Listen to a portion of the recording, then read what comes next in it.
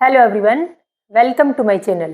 Today topic is business services और business services में भी लास्ट की दो सर्विस हैं, ट्रांसपोर्ट सर्विस और दूसरी अपने पास वेयर हाउसिंग सर्विस। तो टोटल 5 बिजनेस सर्विसेज हैं, उनमें से हम 3 business services banking service, insurance service और कम्युनिकेशन सर्विस। कम्युनिकेशन सर्विस को हम पोस्टल एंड टेलीकॉम सर्विसेज भी बोलते हैं। तो इन तीनों सर्विसेज को हम लास्ट की 3 वीडियो में डिटेल में डिस्कस कर चुके हैं। अब बारी है बाकी की 2 बिजनेस सर्विसेज की कि ट्रांसपोर्ट सर्विस क्या है और वेयर हाउसिंग सर्विस क्या है।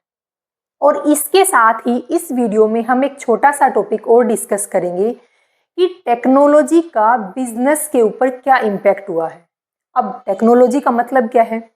देखो, पहले अगर हमें कोई आइटम परचेज करना है किसी भी शॉप से तो हम हार्ड कैश देते थे, बट आज हम क्या करते हैं, ऑनलाइन पेमेंट कर देते हैं। हम यूपीआई के थ्रू डायरेक्ट पेमेंट करते हैं। पहले हमें किसी भी गुड्स या सर्विसेज को परचेज करने के लिए उस शॉप पे जाने की रिक्वायरमेंट थी, बट अब हम घर बैठे बैठे शॉपिंग कर लेते हैं। तो ये क्या है? ये सब टेक्नोलॉजी का ही खेल है।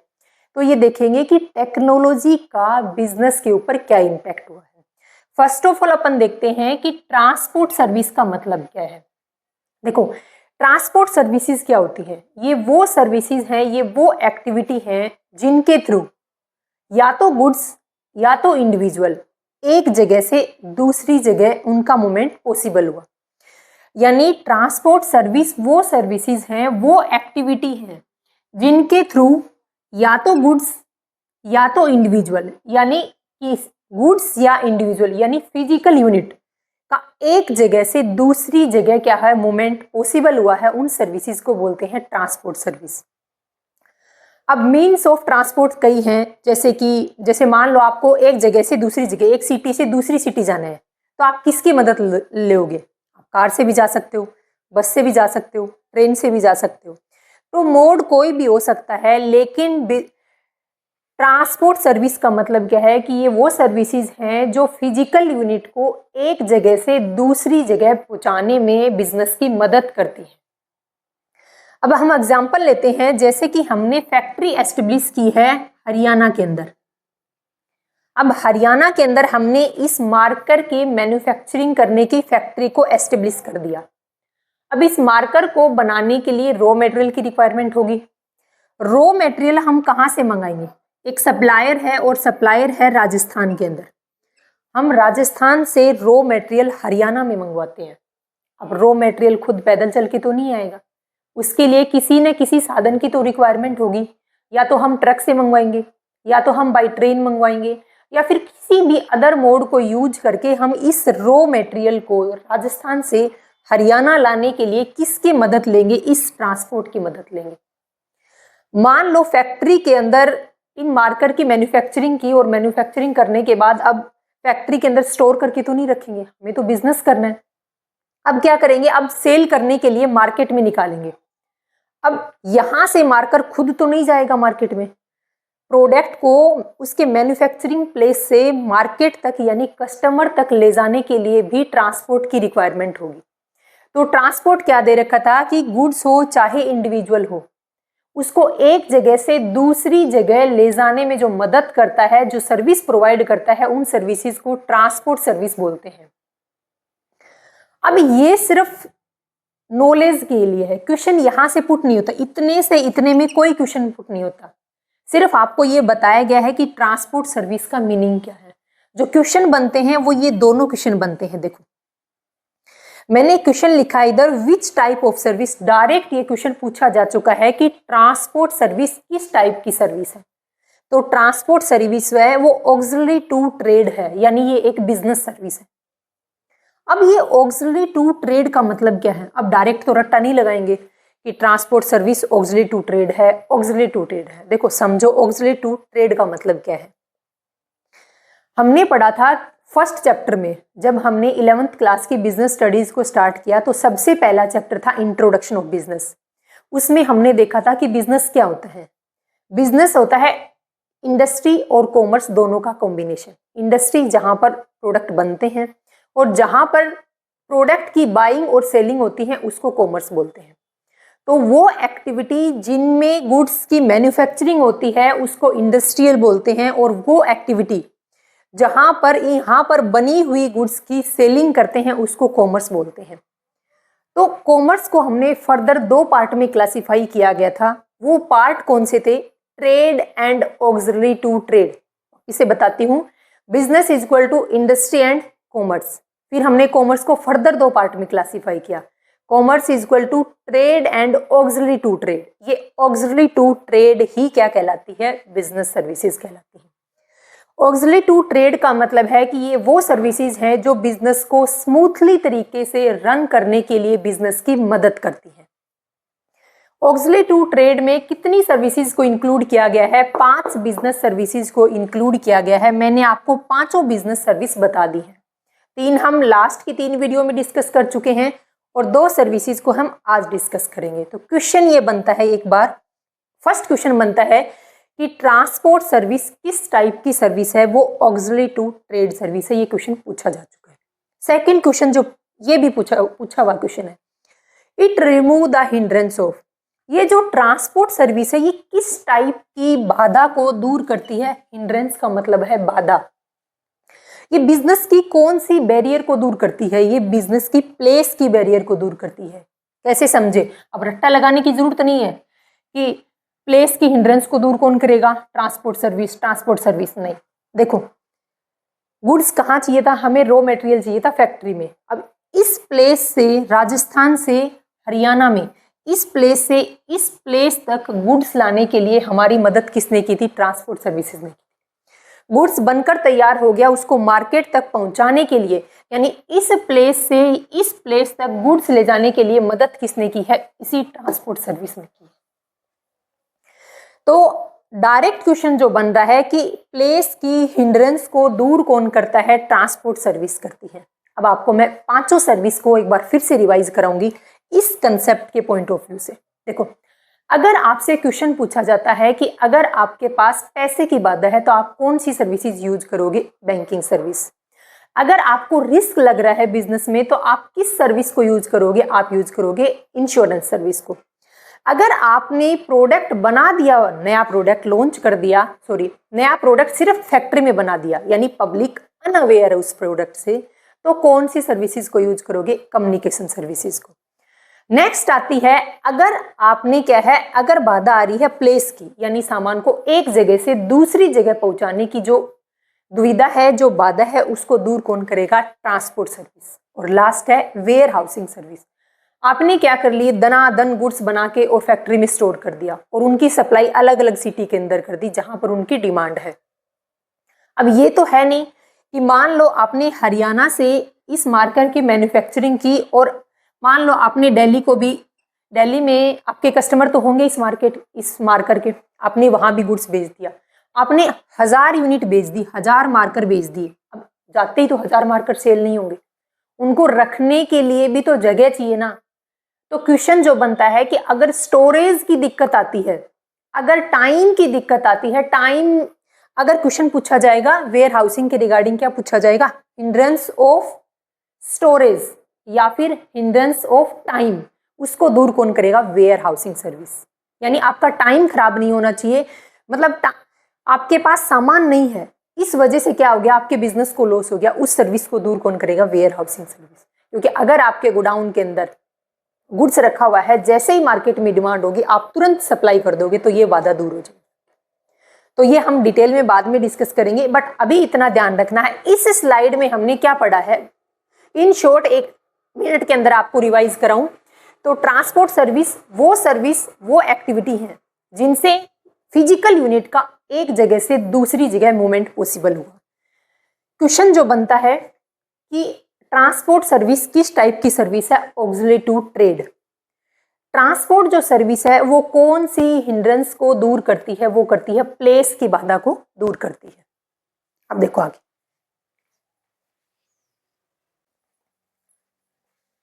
अब हम देखते हैं कि मोड ऑफ ट्रांसपोर्ट, यानी ट्रांसपोर्ट सर्विसेज को प्रोवाइड करने के कितने मोड हैं? तो उसके लिए 3 मोड हैं। पहला है लैंड ट्रांसपोर्ट, दूसरा है वाटर ट्रांसपोर्ट और तीसरा है एयर ट्रांसपोर्ट। यानी हम लैंड के थ्रू, जैसे हम ट्रक के थ्रू एक जगह से दूसरी जगह रॉ मटेरियल भेजते हैं या फिर फिनिश गुड्स भेजते हैं। वाटर यानी रास्ता कौन सा, पानी है जहाँ पर, यानी अगर मान लो हमें कुछ गुड्स इंपोर्ट करने हैं और इंपोर्ट करने हैं अदर कंट्री से, और बीच में क्या है, सागर या महासागर पड़ते हैं, तो ओशन से गुजर करके जो रास्ता आता है उसके थ्रू जब हम गुड्स मंगवा रहे हैं, यानी अगर जहाज के थ्रू रॉ मटेरियल या फिनिश गुड्स कंट्री के अंदर आ रहा है या जा रहा है, तब कौन सा, वाटर ट्रांसपोर्ट। फिर है एयर ट्रांसपोर्ट, यानी एयर के थ्रू, यानी अगर जैसे हेलीकॉप्टर या जो हवाई जहाज है उनके थ्रू अगर गुड्स मंगवा रहे हैं तो वो है एयर ट्रांसपोर्ट। तो सबसे पहले हम देखते हैं कि लैंड ट्रांसपोर्ट कितने टाइप्स के होते हैं। लैंड ट्रांसपोर्ट कितने मोड हैं, पहला है रोड ट्रांसपोर्ट, फिर है रेल ट्रांसपोर्ट और फिर है पाइपलाइन ट्रांसपोर्ट। तो रोड ट्रांसपोर्ट क्या है कि बाई रोड अगर रॉ मटेरियल या फिनिश गुड्स एक जगह से दूसरी जगह जा रहा है, जैसे कि मान लो हिसार के अंदर फिनिश गुड्स इस मार्कर की मैन्युफैक्चरिंग होती है, लेकिन इंडिया के हर स्टेट के अंदर इसकी सप्लाई की जाती है इस मार्कर की फिनिश गुड्स की, तो वो क्या किया जा रहा है, बाई रोड पहुंचाया जा रहा है। यानी मान लो ट्रक के थ्रू हिसार से लोड किया जाता है इस मार्कर की पैकिंग करके, और इंडिया के हर एक स्टेट में हर एक मार्केट तक इस मार्कर को क्या किया जाता है, सप्लाई किया जाता है। सेकंड है रेल ट्रांसपोर्ट। रेल ट्रांसपोर्ट क्या है कि अगर ट्रेन के थ्रू हम रॉ मटेरियल मंगवा रहे हैं या फिर फिनिश गुड्स को मार्केट तक पहुंचाने का काम कर रहे हैं। फिर है पाइपलाइन। पाइपलाइन यूज होती है जैसे कि नेचुरल गैस है, पेट्रोल, डीजल, इनके अंदर, इनके लिए क्या है, इनके लिए हम पाइपलाइन ट्रांसपोर्ट का यूज करते हैं। नेक्स्ट अपने पास है वाटर ट्रांसपोर्ट। वाटर ट्रांसपोर्ट के अंदर है कि अगर हमें रॉ मटेरियल या फिर फिनिश गुड्स एक जगह से दूसरी जगह ले जाना है या फिर मंगवाना है, लेकिन रास्ता कौन सा है, पानी से, यानी पानी से होकर गुजरेगा वो रास्ता, तो उसको दो पार्ट में क्लासिफाई किया गया है। पहला है अपने पास ओशन ट्रांसपोर्ट और दूसरा है अपने पास आइलैंड ट्रांसपोर्ट।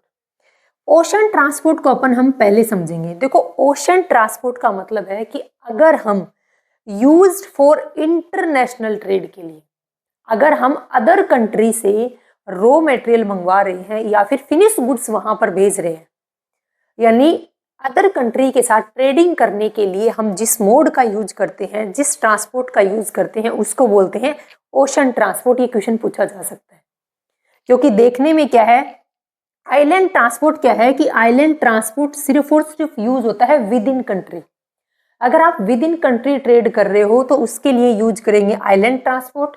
अगर आउट ऑफ कंट्री आप ट्रेड कर रहे हो, अगर गुड्स को एक जगह से दूसरी जगह भेजना है, ना केवल गुड्स बल्कि इंडिविजुअल यानी कोई पर्सन भी, तो वो होता है ओशन ट्रांसपोर्ट। तो डोमेस्टिक या फिर होम ट्रेड के लिए हम आइलैंड ट्रांसपोर्ट का यूज करते हैं, और अगर यूज करते हैं, अगर इंटरनेशनल ट्रेड के लिए हम यूज करते हैं ओशन ट्रांसपोर्ट का। तो ये दोनों पॉइंट आपको ध्यान रखने। तीसरा अपने पास है एयर ट्रांसपोर्ट। अब एयर ट्रांसपोर्ट कब यूज होता है, ये सबसे फास्टेस्ट मोड है। अगर बिल्कुल ही इजी क्वेश्चन पूछा जाएगा तो पूछा जा सकता है कि कौन सा फास्टेस्ट मोड है। अब आपके ध्यान में आएगा कि इधर मान लो हम तो बाई रोड सामान भेज रहे हैं, तो भी जब मन मर्जी किया ट्रक में लोड कर दिया और चला गया, नहीं, सबसे फास्टेस्ट मोड है एयर ट्रांसपोर्ट मोड। ये यूज कब होता है, इस मोड को यूज करते हैं जब हमें गुड्स की इंस्टेंट सप्लाई चाहिए, या फिर जब हमें गुड्स या तो इंस्टेंट चाहिए या फिर इंस्टेंट हमें भेजना है। मैक्सिमम इस ट्रांसपोर्ट का यूज करते हैं जब कोई क्लाइमेट सिचुएशन हो, जैसे कि अगर मान लो बाढ़ आ जाती है, सूखा पड़ गया, जैसे काफ़ी टाइम मतलब इसी साल के अंदर 2025 के अंदर पंजाब के अंदर बाढ़ आ गई थी। उस टाइम पर पंजाब के लोगों को बचाया गया था, उन लोगों तक खाना किस मीडियम के थ्रू पहुंचाया गया था, इसी एयर ट्रांसपोर्ट के थ्रू पहुंचाया गया था। तो जब क्या है कि बाढ़ आ जाता है, सूखा पड़ जाता है, कोई महामारी फैल जाती है, युद्ध हो जाता है, उस टाइम पर जल्दी क्या ट्रांसपोर्ट की रिक्वायरमेंट होती है कि मतलब जल्दी से जल्दी गुड्स पहुंचाए जाए वहां तक। उस टाइम पर हम एयर ट्रांसपोर्ट का यूज करते हैं। हालांकि एयर ट्रांसपोर्ट के थ्रू हम, जरूरी नहीं है कि सिर्फ इसी सिचुएशन में गुड्स की और इंडिविजुअल की हम क्या करें, सप्लाई करें, बट अदर नॉर्मल टाइम में भी हम एयर ट्रांसपोर्ट का यूज कर सकते हैं। अब इधर हमने 3 मोड पढ़े थे, 3 ट्रांसपोर्ट पढ़े हैं, रोड ट्रांसपोर्ट, रेल ट्रांसपोर्ट और पाइपलाइन ट्रांसपोर्ट। इनके अपने खुद के बेनिफिट और खुद की डीमेरिट्स हैं, यानी कुछ मेरिट और डीमेरिट्स हैं। जैसे कि रोड ट्रांसपोर्ट है, अगर आप ट्रक के थ्रू एक जगह से दूसरी जगह गुड्स भेज रहे हो तो क्या है, आपकी मर्जी पर डिपेंड करेगा कि कब गुड्स भेजना है, इजी है, ठीक है। लेकिन अगर दिक्कत क्या है कि अगर गुड्स की क्वांटिटी ज़्यादा है, अगर क्वांटिटी ज़्यादा है उस टाइम पर क्या है, ये मोड इतना ईजी नहीं रहता। उस टाइम पर रेल ट्रांसपोर्ट से यानी ट्रेन से भेजना गुड्स ज़्यादा ईजी रहता है। बट इसकी अपनी खुद की कमियाँ हैं। खुद की कमी क्या है कि ये रिमोट एरिया में नहीं जाती। दूसरा क्या है, इसका अपना खुद का टाइम टेबल है, या आपके अकॉर्डिंग नहीं चलेगी। मान लो आपको गुड्स भेजने हैं मंडे को ही, अब ट्रेन चलती है सिर्फ फ्राइडे और सैटरडे को, फ्राइडे और मान लो संडे को, 2 ही दिन चलती है। तो जिस दिन इसका टाइम है ये तो उसी दिन ट्रांसफर करेगी गुड्स को। अब पाइपलाइन क्या है, पाइपलाइन की अपनी मेरिट और डिमेरिट्स हैं। जैसे अगर लीकेज हो गया तो पता नहीं चलता जल्दी से। तो ट्रांसपोर्ट के कितने मोड्स हैं, 3 मोड हैं। पहला है land transport, water transport, air transport. इसमें इतना जो काम की बात नहीं है, सिर्फ अपने को ये दोनों ध्यान रखने, और एक अपने को ये ध्यान रखना है कि एयर ट्रांसपोर्ट फास्टेस्ट मोड है किसी भी गुड्स या सर्विसेज का, किसी इंडिविजुअल यानी किसी पर्सन का ट्रांसपोर्ट करने का। यहाँ पर याद रखना है कि लैंड ट्रांसपोर्ट के 3 अदर क्लासीफाई किया गया है अदर पार्ट में। पहला अपने पास है रोड, रेल, और तीसरा अपने पास पाइपलाइन। अब हम देखेंगे कि इस ट्रांसपोर्ट सर्विसेज के क्या इंपॉर्टेंस है।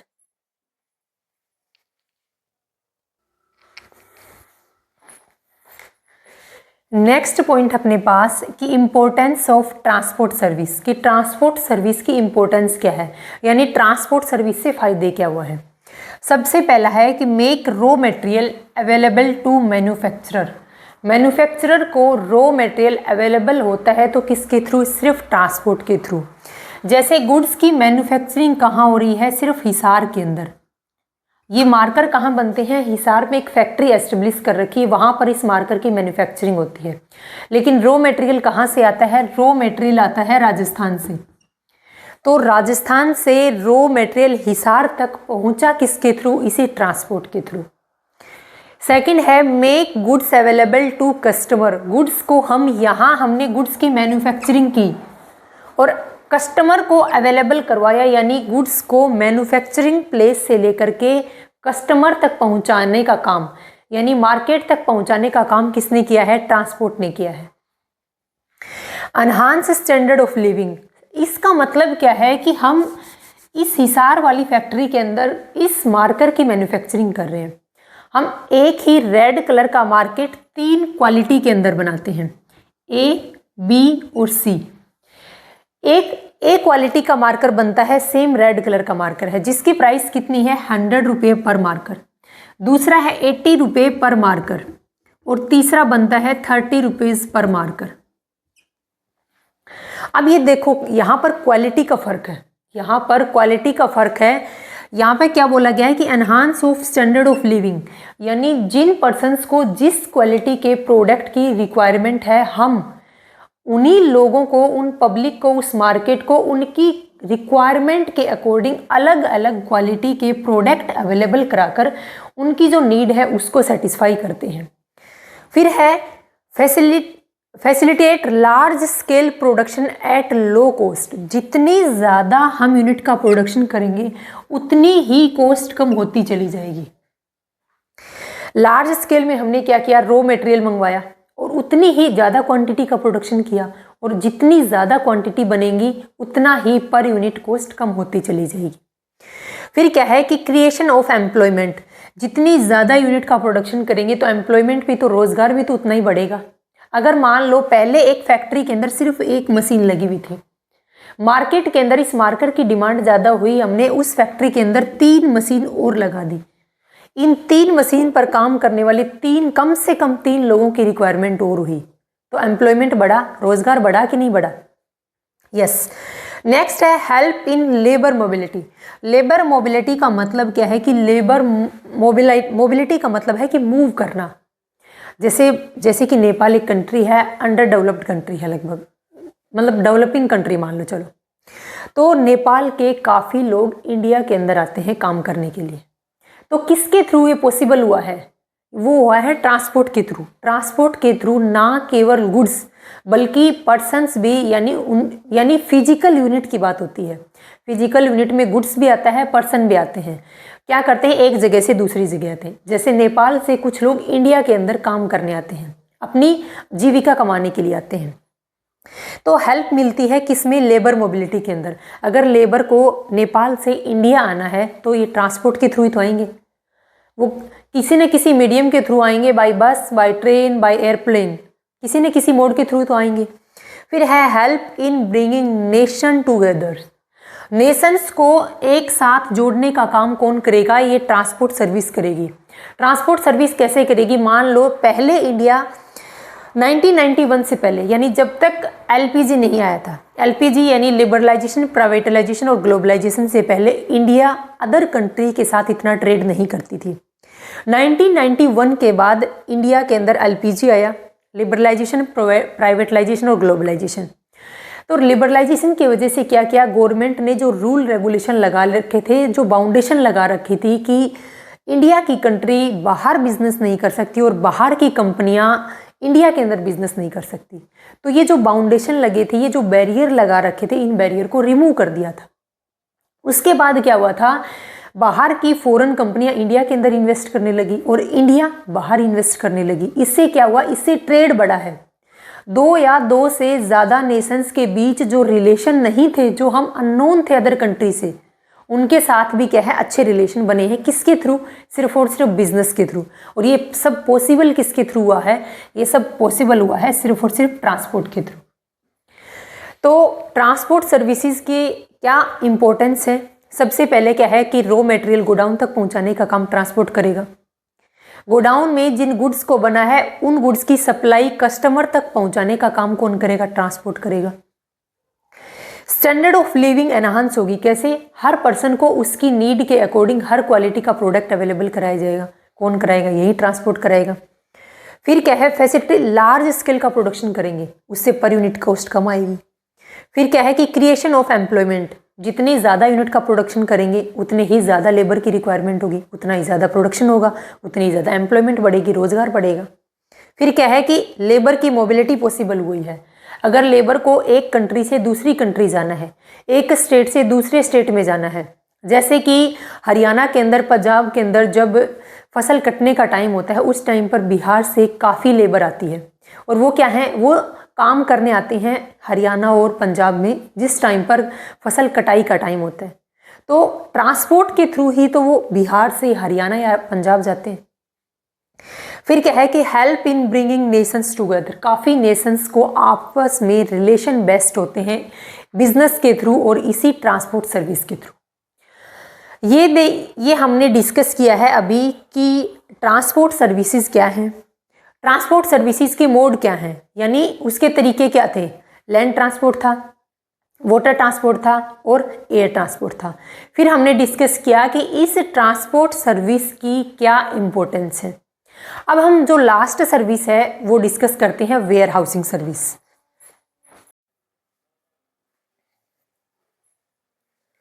अब हम नेक्स्ट और लास्ट सर्विस को देखते हैं, वेयर हाउसिंग सर्विस को। अब देखो, वेयर हाउस का मतलब क्या है, जैसे हमारे घर के अंदर एक्स्ट्रा सामान रखने के लिए स्टोर रूम की रिक्वायरमेंट है, वैसे ही बिजनेस के अंदर जो यूनिट कंटिन्यू प्रोडक्शन की जा रही है उन यूनिट को अलग से सेफ रखने के लिए हमें एक गोडाउन की रिक्वायरमेंट होती है, उसी को हम वेयर हाउस बोलते हैं।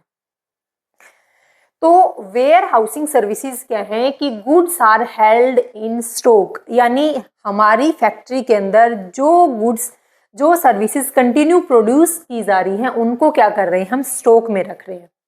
जैसे कि हमारी फैक्ट्री है, मान लो इस मार्कर की मैन्युफैक्चरिंग करने की या फिर शूज़ की, कोई भी मान सकते हो।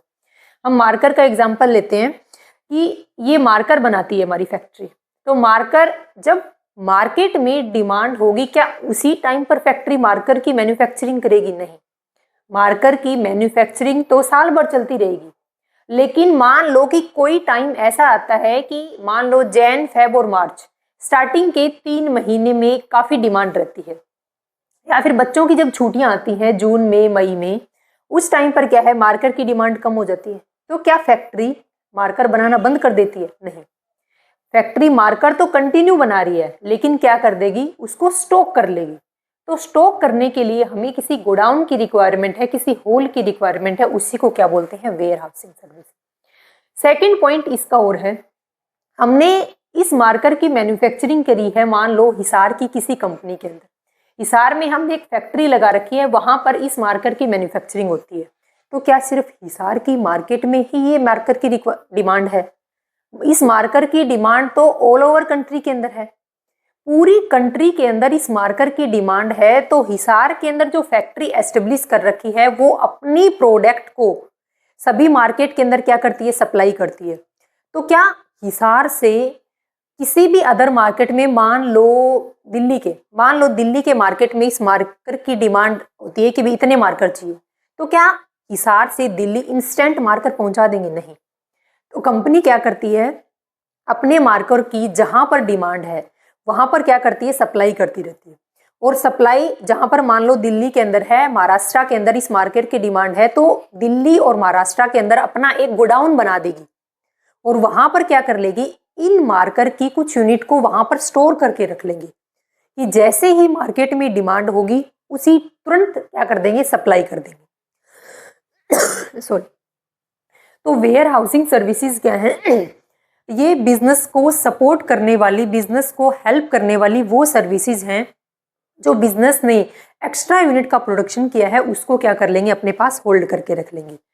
जैसे हमने फैक्ट्री लगाई हरियाणा के अंदर, लेकिन इस मार्कर की डिमांड राजस्थान में भी है, महाराष्ट्र के अंदर है, यूके के अंदर। हम सिर्फ मान लो 3 स्टेट के अंदर इस मार्कर की सप्लाई करते हैं।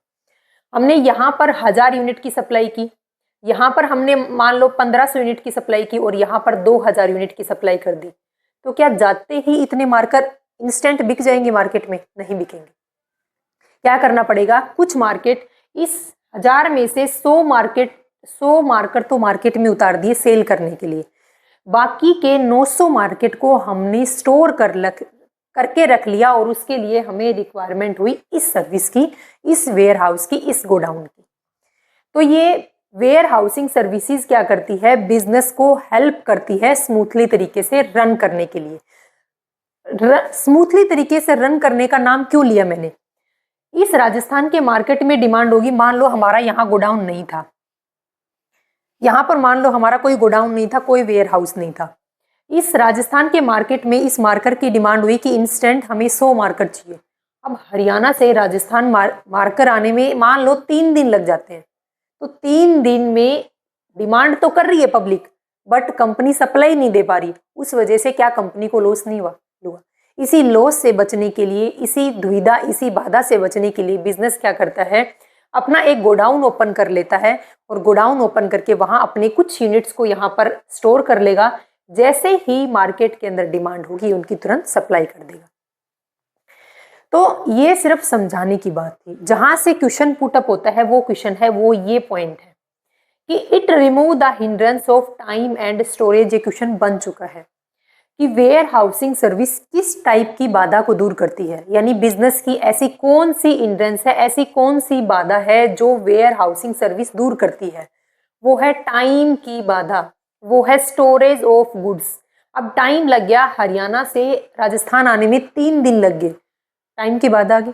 स्टोरेज ऑफ गुड्स, हमने यहाँ पर स्टोर नहीं करते गुड्स को, तो हमें तो बिजनेस को तो नुकसान हो जाता।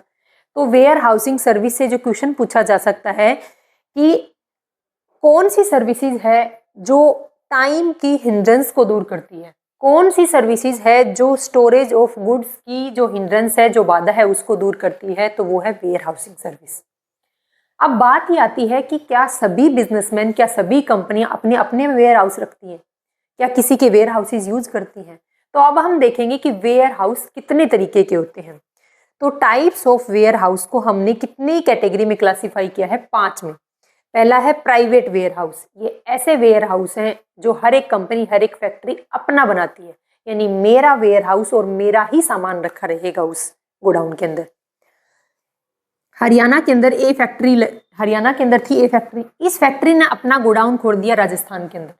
तो राजस्थान में जहां पर इसने अपना गोडाउन ओपन कर रखा है, मान लो राजस्थान के बीकानेर में है, तो बीकानेर में ये सिर्फ अपने ही, मेरा वेयरहाउस मेरा सामान, इसकी फैक्ट्री के ओनर का खुद का वेयरहाउस होगा, इसने खुद ने मैन्युफैक्चरिंग की है, खुद ने बनवाया है वो वेयरहाउस और खुद का ही सामान रखेगा, किसी अदर पर्सन, किसी अदर पार्टी का सामान हम नहीं रखेंगे। तो प्राइवेट वेयरहाउस हैं जो पर्सनल हैं, मेरा वेयरहाउस मेरा ही सामान रखा जाएगा उसमें। दूसरे हैं पब्लिक वेयरहाउस। पब्लिक वेयरहाउस में कौन से वेयरहाउस हैं? जिनमें कोई भी पर्सन सामान रख सकता है एक फीस के बदले में। यानी पब्लिक वेयरहाउस है कि मेरा वेयरहाउस है लेकिन एक फीस के बदले में मैं उसको दूसरों का सामान रखने के लिए उसकी फैसिलिटी दे रही हूँ, उसको बोलते हैं पब्लिक वेयरहाउस। फिर है बॉन्डेड वेयरहाउस। क्वेश्चन यहाँ से बनता है बॉन्डेड वेयरहाउस कौन से हैं? अब ये भी पता चल जाएगा आपको इस वर्ड को पढ़ने से, ये भी पता चल जाएगा बॉन्डेड वेयरहाउस कौन से होते हैं। ये वो वेयरहाउस हैं जब कोई कंट्री गुड्स मंगवा रही है लेकिन आउट ऑफ कंट्री। अगर एक मान लो इंडिया के अंदर किसी बिजनेसमैन ने गुड्स मंगवाया यूएसए की किसी कंपनी से, तो जो गुड्स यूएसए की कंपनी ने भेजा है, यानी यूएसए से जो गुड्स इंडिया के अंदर आया है, उस गुड्स को पहली बार जब शिप से उतारा जाएगा तो सबसे पहले कौन से वेयरहाउस में रखा जाएगा? बॉन्डेड वेयरहाउस में। रीजन क्या है? रीजन है कि टैक्स और ड्यूटी पहले पे करो, उसके बाद अपने गुड्स को कोई भी बिजनेसमैन जिसका भी है वो अपने बिजनेस में ले जाओ। तो बॉन्डेड वेयरहाउस कौन से हैं? ये गवर्नमेंट लाइसेंस्ड वेयरहाउस है। यानी बॉन्डेड वेयरहाउस ये नहीं है आप और मैं गए, हमने जहाँ पर बीच थी, जहाँ पर क्या था, समुद्र का किनारा था, जहाँ पर शिप आके रुकती है, हमने हमारा वेयरहाउस ओपन कर लिया, ऐसा नहीं होता है। पहले गवर्नमेंट से लाइसेंस लेने की रिक्वायरमेंट है, पहला पॉइंट। दूसरा क्या है कि that receive import goods. Bonded warehouse में सिर्फ इंपोर्ट किए हुए गुड्स को ही रखा जाता है और रखने का रीजन क्या है कि आप पहले क्या पे करो, आप प्रायर पेमेंट करो टैक्स और ड्यूटी की, कि पहले आप पेमेंट करो टैक्स और ड्यूटी की। अगर टैक्स और ड्यूटी आपने पे कर दी, आप इस बॉन्डेड वेयरहाउस से अपने जो गुड्स आपने इंपोर्ट करवाए हैं किसी अदर कंट्री से, वो ले जा सकते हो। तीसरा है गवर्नमेंट वेयरहाउस। गवर्नमेंट के अपने खुद के यूज के लिए जो वेयरहाउस बनवाए हैं उनको गवर्नमेंट वेयरहाउस बोलते हैं। इनको किसी दूसरे पर्सन को अपने गुड्स को रखने की कोई फैसिलिटी नहीं दी जाती है। लास्ट है कोऑपरेटिव वेयरहाउस। कोऑपरेटिव वेयरहाउस का मतलब क्या है कि सोसाइटी के कुछ लोग मिल करके अपना वेयरहाउस बनाते हैं और फीस, कम से कम फीस के लिए अपना, मतलब एक तरीके से कम फीस के बदले में कोई भी अपना गुड्स वहां पर रख सकता है। मान लो कोऑपरेटिव वेयरहाउस, मान लो बीकानेर के अंदर एक स्वर्ण जयंती योजना है और वहां पर उस स्वर्ण जयंती योजना के सभी पर्सन्स ने, उस कॉलोनी के सभी लोगों ने, मतलब कम 10 लोग मिले और उन्होंने अपना वेयरहाउस बना लिया। अब इस कॉलोनी के मान लो 10 बिजनेसमैन है, इस कॉलोनी में 10 बिजनेसमैन अपना सामान इस गोडाउन के अंदर, इस वेयरहाउस में रख सकते हैं। अब आप बोलोगे कि इसमें और पब्लिक वेयरहाउस में क्या फर्क हुआ? यहाँ पे भी तो रख सकते थे, यहाँ पे रख तो सकते हैं, बट यहाँ पर फीस ज्यादा चार्ज की जाती है। और कोऑपरेटिव सोसाइटी के अंदर मतलब कुछ लोग मिल करके उस सोसाइटी के भलाई के लिए क्या करते हैं, एक गोडाउन बनाते हैं कि आप इस फीस के बदले में, जो इस फीस से काफ़ी कम होती है, एक मिनिमम फीस के बदले में आप अपने गुड्स को इस गोडाउन के अंदर, इस वेयरहाउस में रख सकते हो। तो ये होते हैं कोऑपरेटिव वेयरहाउस। तो अब हमने डिस्कस किया था कि वेयर हाउसिंग सर्विसेज क्या है। ये वो सर्विसेज हैं जो बिजनेस को अपनी एक्सेस क्वांटिटी को स्टोर करने की सर्विस प्रोवाइड करती हैं। पॉइंट है, ये यहाँ से क्वेश्चन बनता है कि टाइम और स्टोरेज ऑफ गुड्स की जो हिंड्रेंस आती है वो कौन सी सर्विस दूर करती है? वो दूर करती है वेयर हाउस सर्विस। नेक्स्ट जो क्वेश्चन बनता है टाइप्स ऑफ वेयर हाउस में से, कि वेयर हाउस कितने टाइप्स के होते हैं, मेनली क्वेश्चन बनता है यहाँ से। तो याद ध्यान रखना, बॉन्डेड वेयर हाउस वो वेयर हाउस हैं जो इंपोर्ट किए हुए गुड्स को अपने पास रखेंगे, तब तक स्टोर करके रखेंगे जब तक आप टैक्स और ड्यूटी की पेमेंट नहीं कर देते। ऐसे वेयर हाउस को बोलते हैं बॉन्डेड वेयर हाउस। और ये गवर्नमेंट से लाइसेंस्ड प्राप्त वेयर हाउस होते हैं। देखो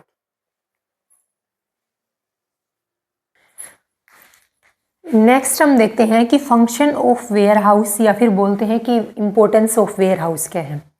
पहला है कंसोलिडेशन।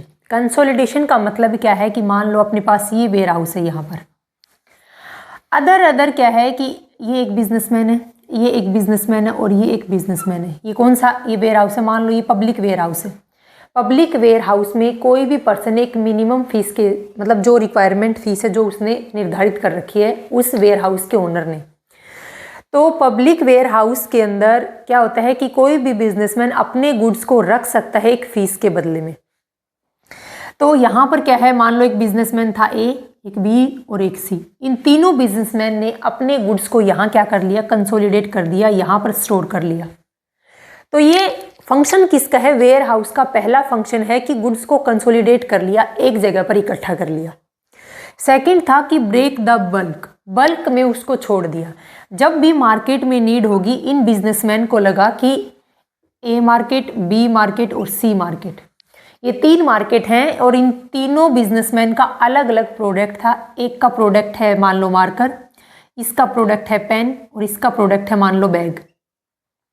जैसे जैसे मार्केट के अंदर मार्कर, पेन और बैग की जैसे जैसे डिमांड हुई, इन तीनों बिजनेसमैन ने अपना गुड्स इस वेयर हाउस से निकाला और मार्केट के अंदर क्या कर दिया, सप्लाई कर दिया, यानी ब्रेक कर दिया उस गुड्स को जो यहाँ पर स्टोर करके रखा हुआ था।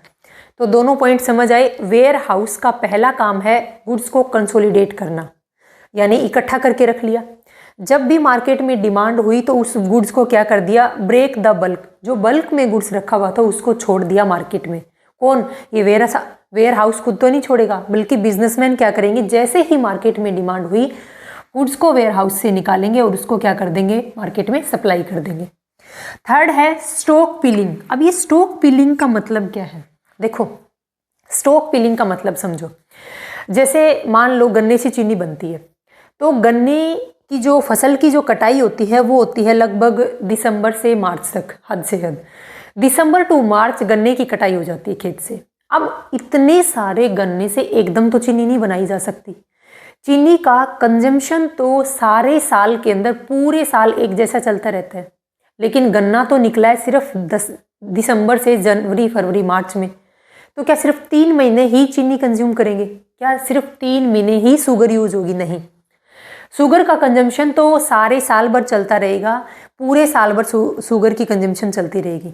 अब बात यह है कि जो गन्ना दिसंबर से मार्च में जिसकी कटाई हो चुकी थी उसको स्टोर करेंगे या नहीं, उसको स्टोर करने की रिक्वायरमेंट है या नहीं। जो 2 दिसंबर से मार्च तक जो जिस गन्ने की कटाई हुई थी उस गन्ने को वेयर हाउस में स्टोर करके रखेंगे।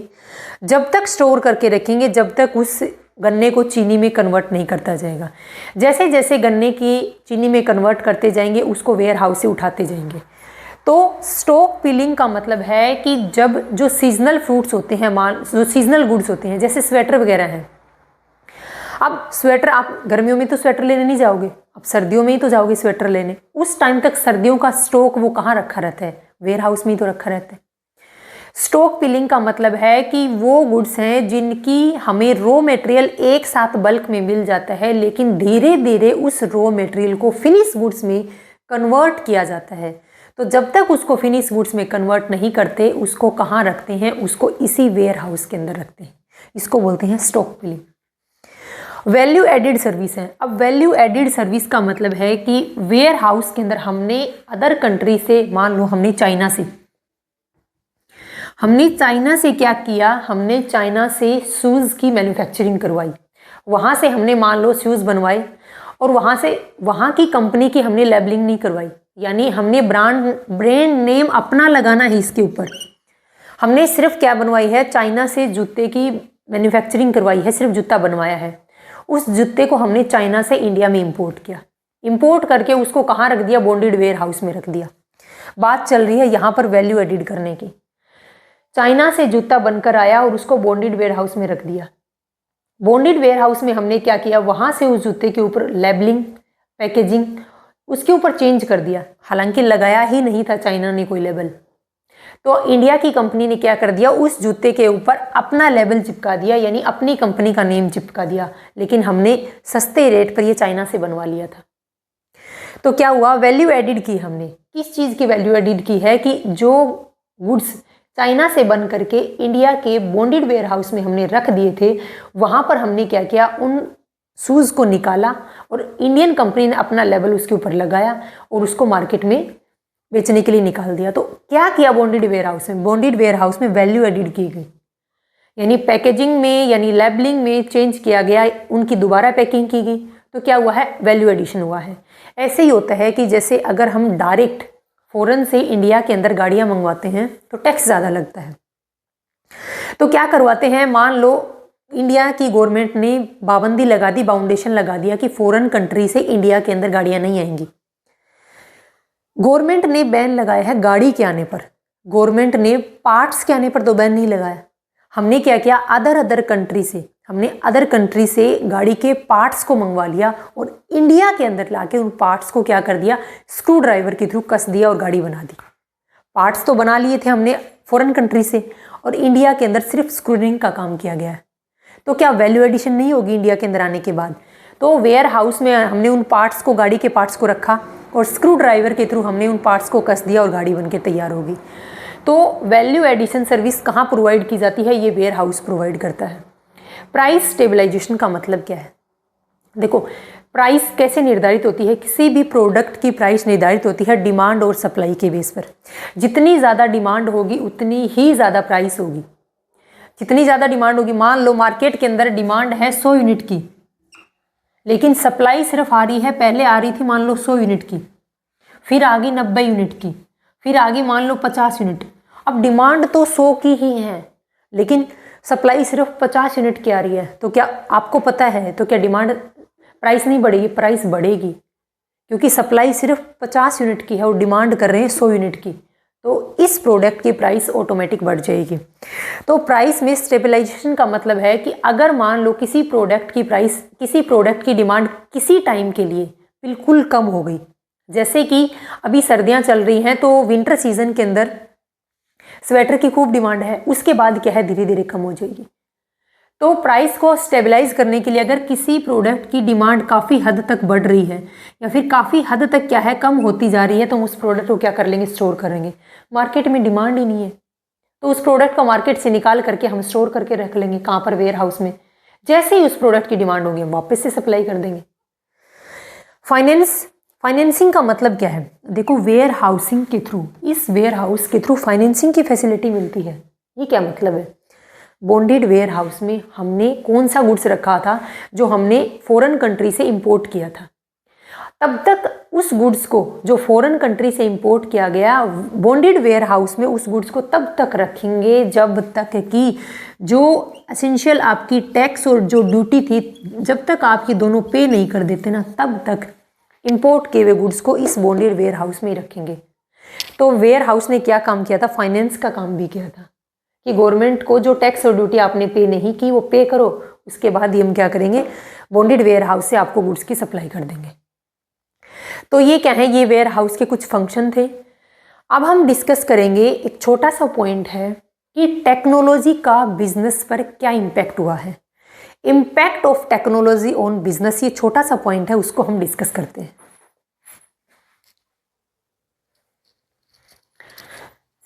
अब हम एक टॉपिक देखते हैं छोटा सा, impact of technology on business, कि टेक्नोलॉजी आने की वजह से बिजनेस पर इम्पैक्ट क्या हुआ है। अब देखो, टेक्नोलॉजी काफ़ी एडवांस हो चुकी है, तो जितनी ज़्यादा टेक्नोलॉजी एडवांस होती जाएगी उतना ही ज़्यादा बेटर होगा बिजनेस के लिए।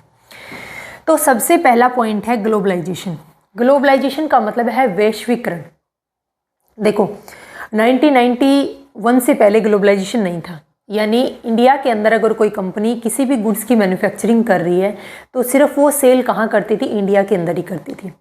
बाहर की जो कंपनियां हैं, जो रेस्ट ऑफ वर्ल्ड की, इंडिया को छोड़ करके रेस्ट ऑफ वर्ल्ड की जितनी भी कंट्रीज़ हैं, रेस्ट ऑफ वर्ल्ड के अंदर जो भी कंपनियां वर्किंग के अंदर हैं, ना वो कंपनियां इंडिया के अंदर बिजनेस कर सकती थी और ना ही इंडिया उन कंपनियों के साथ में कोई ट्रेड कर सकती थी। 1991 के में क्या हुआ था, एलपीजी आ गया था, यानी लिबरलाइजेशन, प्राइवेटाइजेशन और ग्लोबलाइजेशन। उस टाइम पर ग्लोबलाइजेशन का कंसेप्ट आया था, यानी वैश्वीकरण का, यानी इंडिया को रेस्ट ऑफ वर्ल्ड के साथ ट्रेड करने के लिए पूरी परमिशन दी गई। आप किसी भी कंपनी के साथ में, किसी भी कंट्री के साथ में आप ट्रेड कर सकते हो। तो ग्लोबलाइजेशन से क्या हुआ था, ग्लोबलाइजेशन की वजह से बिजनेस का जो एरिया सिर्फ इतना था वो क्या हो गया, वो काफ़ी वाइड हो गया था। क्यों? क्योंकि जो कंपनियां सिर्फ इंडिया के अंदर ही गुड्स की मैन्युफैक्चरिंग करके इंडिया के अंदर ही सेल करती थी, आज वो क्या करने लगी, इंडिया के अंदर गुड्स की मैन्युफैक्चरिंग कर रही हैं लेकिन उनका एक्सपोर्ट आउट ऑफ कंट्री भी करती हैं, या फिर अपनी ब्रांच क्या है अदर कंट्री के अंदर ओपन कर दी, वहीं पर क्या करते हैं गुड्स की मैन्युफैक्चरिंग करते हैं अदर कंट्री में और उन गुड्स की वहीं पर क्या करते हैं सेल करते हैं। तो जो एरिया सिर्फ छोटा था, एक कंट्री के अंदर लिमिट था, टेक्नोलॉजी की वजह से वो एरिया वाइड हो गया। रीज़न क्या था, हम पहले अदर कंट्री के लोगों से कनेक्शन कैसे करेंगे, हम डिमांड कैसे करेंगे कि हमें इतनी यूनिट की डिमांड है, हम कैसे करेंगे कि हमें इतनी यूनिट आपको भेजनी है, कैसे पॉसिबल होगा ये, हम जानते तक नहीं थे किसी अदर कंट्री के लोगों को। लेकिन किसके थ्रू, टेक्नोलॉजी के थ्रू हम क्या हुए, टेक्नोलॉजी से हम इतने अवेयर हो गए हैं अदर कंट्री के अंदर की कितनी कंपनियां हैं, कौन कौन सी कंपनी है वो टॉप कंपनी है, ये सब हमें आज पता है। किसके थ्रू पता है, ये सिर्फ टेक्नोलॉजी से पॉसिबल हो पाया है। तो ग्लोबलाइजेशन के बाद में क्या हुआ था कि बिजनेस का एरिया काफ़ी वाइड हो गया था। एरिया वाइड हुआ कैसे था, पहला तो गवर्नमेंट ने बैरियर हटा दिए थे। मान लो गवर्नमेंट ने बैरियर भी हटा दिए, हम किस कंट्री के अंदर जाके इन्वेस्ट करेंगे, तो हमें क्या चाहिए, हमें पहले ये देखें तो गए कि किस कंट्री के अंदर कौन सी कंपनी काम कर रही है, किस कंपनी में इन्वेस्ट करना ज़्यादा बेटर होगा। अब हमें ये कैसे पता चलेगा, ये हमें पता चला था वेबसाइट के थ्रू, ईमेल के थ्रू, टेक्स्ट मैसेज के थ्रू, बिजनेस के जो ऐप हैं उनके थ्रू पता चला था। यानी हमें टेक्नोलॉजी से ये पता चला कि कौन सी कंपनियां अदर मतलब फॉरेन में काम कर रही हैं, कितनी इन्वेस्टमेंट कर रखी है, क्या उनका रोल है, वो पता चला। सेकंड अपने पास collaboration and access. Collaboration and access का मतलब क्या है, देखो कोलैबोरेशन का मतलब है कि मिल करके काम करना, यानी बेटर इंटरनल कम्युनिकेशन हुआ था कंपनीज के अंदर में। कैसे हुआ था, देखो कोलैबोरेशन एंड एक्सेस का मतलब क्या है, सबसे बिल्कुल इजी एग्जांपल दूं मैं आपको कोरोना का। कोरोना महामारी के दौरान में क्या हुआ था, स्कूल बच्चे क्या करते थे, जूम के ऊपर अपनी क्लास लेते थे। जूम के ऊपर अपनी क्लास लेते थे, वो क्या है, जूम एक टेक्नोलॉजी ही तो है। तो जूम के थ्रू अपनी क्लास लेते थे। कैसे पॉसिबल हुआ था कि स्कूल से एक टीचर क्या करती है, अलग अलग जगह पर बैठे हुए 100 बच्चों को एक साथ कनेक्ट करती है। किसके थ्रू पॉसिबल हुआ, टेक्नोलॉजी के थ्रू। यही चीज़ कोलैबोरेशन का यूज हुआ था बिजनेस के अंदर। काफ़ी कंपनियां क्या पूरी इंडिया क्या है कुछ टाइम के लिए क्या है स्टॉप हो गई थी, मतलब वर्किंग काम बंद हो गया था। तो कंपनी के अंदर काम करने वाले जो एम्प्लॉय थे वो घर बैठे बैठे भी वर्किंग करते थे। किसके थ्रू पॉसिबल हुआ था, सिर्फ और सिर्फ टेक्नोलॉजी के थ्रू। यानी लोग अपने मोबाइल, अपने लैपटॉप, अपने कंप्यूटर के थ्रू क्या करते थे, अपना काम करते थे और अपने मतलब जो भी बॉस होता था, जो भी उनका मैनेजर होता था, उसको फॉरवर्ड करते थे। तो ये सब फॉरवर्ड करना, ऑनलाइन काम करना, ये सब कैसे पॉसिबल हुआ, ये सिर्फ टेक्नोलॉजी के थ्रू पॉसिबल हुआ। फिर है स्टोरेज। अब बात आती है स्टोरेज की, तो जब तक टेक्नोलॉजी डेवलप नहीं हुई थी, यानी जब तक कंप्यूटर्स नहीं थे, जब तक लैपटॉप नहीं थे, फ़ोन नहीं थे, तब तक क्या होता था, जितने भी बिजनेस रिलेटेड इन्फॉर्मेशन हो उनको हम क्या रखते थे, पेपर वर्क में काम होता था। सारा का सारा काम पेपर वर्क में होता था। एक स्कूल के मान लो, एक स्कूल के अंदर बच्चे का रिकॉर्ड रखना था तो सारा पेपर वर्क होता था। अब क्या है, अब कोई भी काम पेपर वर्क नहीं है। अब सब क्या है, डायरेक्ट लैपटॉप कंप्यूटर में डाटा फीड करते हैं। यानी पहले काम होता था हार्ड कॉपी में, अब काम होता है सॉफ्ट कॉपी में। किसके थ्रू पॉसिबल हुआ, सिर्फ टेक्नोलॉजी के थ्रू। साइबर सिक्योरिटी होती है। साइबर सिक्योरिटी का मतलब क्या है, साइबर सिक्योरिटी एक ऐसी प्रोसेस है जो कि आपके डेटा, आपकी जो इन्फॉर्मेशन है उनको, जो आपको नुकसान पहुंचाने वाले लोग हैं यानी जो आपके हैकर्स हैं उनसे सेफ रखती है। तो साइबर सिक्योरिटी एक ऐसी प्रोसेस है जो आपकी इम्पोर्टेंट इन्फॉर्मेशन को ख़राब लोगों से, जो आपको नुकसान पहुंचाने वाले लोग हैं यानी जो हैकर्स हैं उनसे क्या रखती है, सेफ रखती है। यानी जो फिशिंग है, स्नूफिंग है, इन सब से, यानी जो ये मेलवेयर सॉफ्टवेयर होते हैं, यानी जो हैक करने वाले लोग हैं उनसे बचाव करने का काम कौन करती है, साइबर सिक्योरिटी। और इसके लिए वो यूज करती रहती है एंटीवायरस और फायरवॉल जैसे सिस्टम को क्या करती है, यूज करते हैं ताकि हम हैकर से बच सके। ताकि हर बिजनेस की कुछ इन्फॉर्मेशन ऐसी होती है जो वो पब्लिक में लीक नहीं कर सकती। तो उन इंफॉर्मेशन को सीक्रेट रखना किसके थ्रू? साइबर सिक्योरिटी के थ्रू ही पॉसिबल है। फिर है मोबाइल टेक्नोलॉजी। मोबाइल टेक्नोलॉजी का मतलब क्या है कि आप घर बैठे बैठे शॉपिंग कर रहे हो। आपको पहले सामान लेने के लिए दुकान में जाना पड़ता था। आप मान लो, तो आज क्या है, आज घर बैठे बैठे फटाफट ऑर्डर लगाते हो, रजाई में सोते सोते ऑर्डर लगाते हो, पेमेंट करते हो, 2 दिन बाद में घर से बाहर देने आ जाता है एक पर्सन। आपको पेमेंट करनी है, आप रहते हो मान लो हरियाणा के अंदर, आपको पेमेंट करनी है केरला के अंदर, क्या आपको पर्सनली जाओगे उसको पेमेंट करने? क्या आप पर्सनली उसको पेमेंट करने जाओगे केरला? नहीं। हम क्या करते हैं? डायरेक्ट पेमेंट करते हैं। किसके थ्रू? फ़ोन के थ्रू, अपने मोबाइल ऐप के थ्रू, यूपीआई आईडी के थ्रू अपन क्या करते हैं? उसको पेमेंट कर देते हैं। तो मोबाइल टेक्नोलॉजी से क्या हुआ, मान लो हिसार के अंदर हमने क्या कर रखी है, अपनी फैक्ट्री ओपन कर रखी है। हम जितना भी रॉ मटेरियल है वो हम राजस्थान से मंगवाते हैं। तो क्या हम पर्सनली राजस्थान जाएंगे रॉ मटेरियल लेने? नहीं। हम रॉ मटेरियल की क्वांटिटी और क्वालिटी दोनों क्या करेंगे, इस सप्लायर को बता देंगे कि हमें इतनी क्वांटिटी का और इस क्वालिटी का रॉ मटेरियल चाहिए। ये क्या करेगा, ये जो सप्लायर राजस्थान में बैठा है, ये क्या करेगा, उतनी ही क्वांटिटी और उसी क्वालिटी का गुड्स क्या करेगा, पैक करेगा और लोड करवा देगा। मान लो ट्रक के थ्रू सेंड करवा दिए इसने हरियाणा के अंदर। हरियाणा में क्या किया गया, उस रॉ मटेरियल से इस मार्कर की मैन्युफैक्चरिंग की गई और इस मार्कर को, इसकी डिमांड क्या है, रेस्ट ऑफ इंडिया के अंदर बाकी हर जगह है। यानी हिसार के अंदर, हर सिटी के अंदर क्या है, इस मार्कर की रिक्वायरमेंट है। तो क्या किया इस पर्सन ने, इस मैन्युफैक्चरर ने क्या किया, इसको पता चल गया कि इस मार्केट में इतनी डिमांड है, इस मार्केट में इतनी डिमांड है। हर मार्केट के अकॉर्डिंग इसने क्या किया, ये पर्सनली खुद थोड़ी गया है, इसने क्या किया, अलग अलग कंटेनर में सामान पैक किया और गुड्स में क्या क्या करवा दिया, उनको ट्रांसपोर्ट कर दिया। किसके थ्रू हुआ है? ये सिर्फ टेक्नोलॉजी के थ्रू पॉसिबल हुआ है। ये खुद नहीं गया, बल्कि इसने क्या किया, आगे अपना जो यहाँ पर एजेंट बैठा था उससे कॉल पे बात की, उसने बताया कि इतनी क्वांटिटी और इतनी इस क्वालिटी का प्रोडक्ट हमें चाहिए, इसने सप्लाई कर दी। यहाँ एक पर्सन बैठा था, उसने बताया कि मेरे को 100 यूनिट चाहिए और इस क्वालिटी का प्रोडक्ट चाहिए, उसने मेल कर दी और उसने फट से ट्रांसफ़र कर दिया। तो ये सब मेल करना, ऑनलाइन पेमेंट करना, ऑनलाइन सप्लायर से गुड्स मंगवाना, स्टोरेज, पहले जो हम पेपर वर्क करते थे आज सॉफ्ट कॉपी में हम सारी इन्फॉर्मेशन रखते हैं। साइबर सिक्योरिटी, पहले क्या होता था, पहले बिजनेस के अंदर मान लो, एक बिजनेस के अंदर मान लो टॉप के 10 लोग हैं, बोर्ड ऑफ डायरेक्टर के अंदर 10 लोग हैं, तो 10 लोगों को बिजनेस से रिलेटेड हर इन्फॉर्मेशन पता होती थी। तो ये डर रहता था कि कहीं अगर किसी पर्सन ने किसी भी इन्फॉर्मेशन को बाहर लीक कर दिया तो बिजनेस की सारी इन्फॉर्मेशन, मेन इन्फॉर्मेशन चली जाएंगी। आज क्या है, आज ज़रूरी नहीं है कि मान लो एक कंपनी के अंदर मान लो 10 लोग काम कर रहे हैं, तो 10 में से अगर 2 लोगों को भी इन्फॉर्मेशन का पता है तो वो सीक्रेट रख सकते हैं। ज़रूरी नहीं है कि वो सबको बताएं, जब ज़रूरत होगी तब बता देंगे। और कोलैबोरेशन का मतलब है कि मिल करके काम कर रहे हैं लोग। एक ने अगर कोई काम किया, एक पर्सन है प्रोडक्शन डिपार्टमेंट, यहाँ पर है मार्केटिंग डिपार्टमेंट, और यहाँ पर ये पर्सन है जो कि गुड्स की क्या करता है, ऑर्डर करता है। प्रोडक्शन डिपार्टमेंट ने बताया कि मेरे को 1000 यूनिट का रॉ मटेरियल चाहिए, इसने ये इन्फॉर्मेशन इसको मेल के थ्रू दे दी। अब ये पर्सन क्या किया, अपने सप्लायर को मेल करेगा कि इतनी यूनिट का प्रोडक्शन, इतनी क्वांटिटी का और इस क्वालिटी का मेरे को रॉ मटेरियल चाहिए। इसने मेल छोड़ी है सिर्फ और अब गुड्स आ गया। तो क्या है कि इस डिपार्टमेंट ने इसकी मेल को देखा तो क्या किया, इसकी मेल को झट से देख के ऑर्डर लगा दिया। तो दोनों के बीच में कोलैबोरेशन हुआ कि नहीं हुआ? तो यानी पूरा बिजनेस क्या करता है, आपस में जुड़ा होता है। पूरा बिजनेस टेक्नोलॉजी के थ्रू क्या है, आपस में इंटरकनेक्टेड है। तो ये है कि बिजनेस के ऊपर टेक्नोलॉजी का काफ़ी इम्पैक्ट हुआ है। ये एक छोटा सा टॉपिक सिर्फ और सिर्फ खास इंपॉर्टेंस नहीं है, पर नॉलेज के लिए आपको ज़रूरी था।